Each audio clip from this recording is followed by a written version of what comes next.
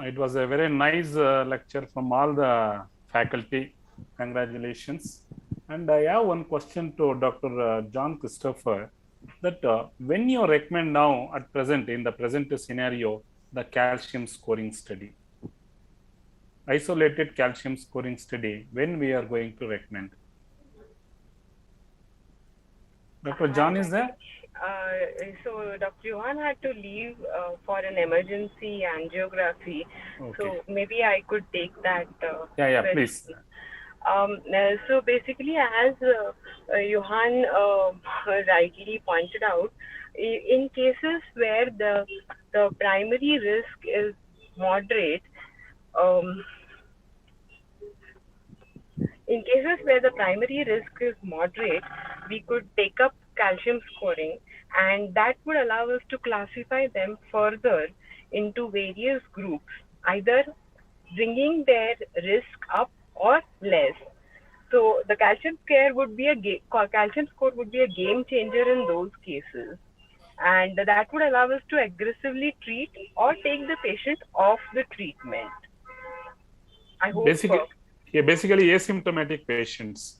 Asymptomatic patients, yeah, but which fall in that intermediate category of risk based on the clinical picture or based on the clinical criteria. Mahesh, I would like to add here, calcium scoring should be ordered as only a screening procedure to initially, suppose if you see calcium scoring 10, 100, 200, risk style modification is the choice. But if it is more than 300, more than 400, a stress spect myocardial perfusion scan to be undertaken to find out a hemodynamically significant perfusion defect, which needs a treatment. That way, no, I have two questions. One for Dr. Parul. Parul, you showed in MRI there is a thick fibrous cap, thin fibrous cap, rupture, but you did not show us any features of unstable hot plaque detected by MRI. Dr. Parul. Yes, sir. So, sir, I did show the type 6 plaque, which is an unstable complex plaque, which contains multiple components like hemorrhage. There would be calcification in it. So I showed that as an example. Yes, there are these partially calcified unstable plaques, which we end up seeing in vessel wall imaging for carotid. Unfortunately, I didn't have an image to show for that. No, that means MRI cannot diagnose instability or unstable hot plaques. Yes, sir. Means for that, an associated, as you rightly showed, sir, the functional imaging, like that is imaging with PET is definitely necessary. To an extent, it can show by just if we do a contrast enhanced T1 weighted imaging and we look at the wall and the wall enhances or the plaque enhances, to an extent, yes, we can call it an inflamed plaque. Contrast is must. Yeah, contrast is must for that, sir. And then, sir, Mahapatra sir, can you predict the time of plaque rupture by doing any investigation? Because in CT, if there's an abdominal aortic aneurysm, we can tell more than 5.5 this percentage is going to rupture. But can we predict the plaque rupture like that? Because it is going to give a very good treatment strategy. Dr. Mahesh, only we can diagnose hot instability plaque. When it will rupture and how it will rupture, it is very difficult to tell. But we can differentiate between a stable plaque and an unstable hot plaque. That's there. I have another question to Dr. Megha. Dr. Megha, I saw a lot of your slides in Takayasu, grade 1, type 1, type 2, type 3, type 4. What I showed you a Takayasu arthritis. So you tell me, all these lesions, stenotic lesions, yes, definitely stenting and other things, you have to do that. But can your CT scan or can your modality diagnose Takayasu at the level of arthritis?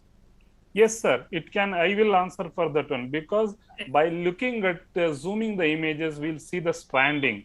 Whenever we see the stranding, that is the earliest sign of inflammation.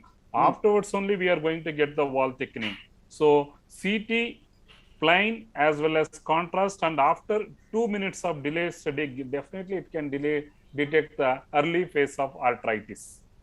Okay, that means CT can pick up the disease process in very early also. Yes, sir. But CT cannot say, Dr. Mahesh, whether it's an active arthritis or it is just a stable or something like that. No, sir. By giving contrast, if anything is enhances, we will tell enhances, not the opacification. If anything is enhances, it is an active lesion on CT. Okay. Dr. Mahapatra, so we need to move on to the next session. Yeah. Oh, thank you very much. Thank you. I think the chairperson should wrap up the session. Please, Dr. Prabhu. Yes, sir. Actually, thank you, Dr. Mahapatra. In fact, what we had a exciting feast of lectures to some of the various imaging options in cardiac imaging and vascular imaging. To begin with, we had a beautiful lecture about use of echo and ultrasound. And it all depends upon the skill of the operator. Many times we may have a good ultrasound machine, the operator may not be as good. And of course, there are each and every technique, like an ultrasound, has its own drawbacks. And many times in a given institution, all these modalities may not be available. And so it all depends upon how we optimize to determine what is best for the patient in a given clinical situation. And I would like to congratulate all the speakers for doing a wonderful job. And thank you very much. I think we are to move on to the next. Over to Professor Dr. N.N. Khanna. Professor N.N. Khanna, organizing. This was indeed a wonderful session, a lot of learning. I was quietly sitting back and learning a lot.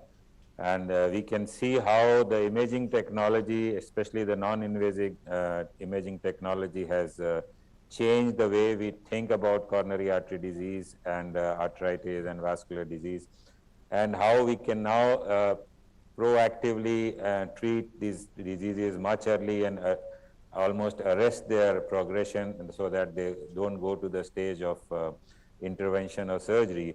And even if we are in that stage, it gives us so much of value to actually plan our procedures very well, to anticipate problems and to get the most optimal results. So this session was wonderful. And yesterday we had an invasive imaging session.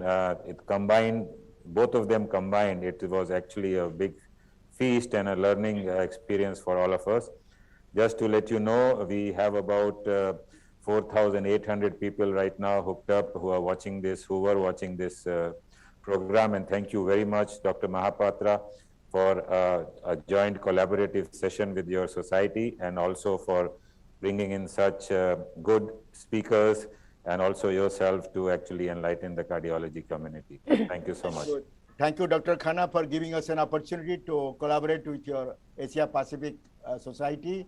And really, I'm grateful to you. And thank you for all the chairmen and all the speakers who have taken active participation to make it a big show. And it was really a great show. Thank you all. Thank you. Thank you. And we will be getting the recordings and sending it to you for circulation. Thank you. Sure. Thank you.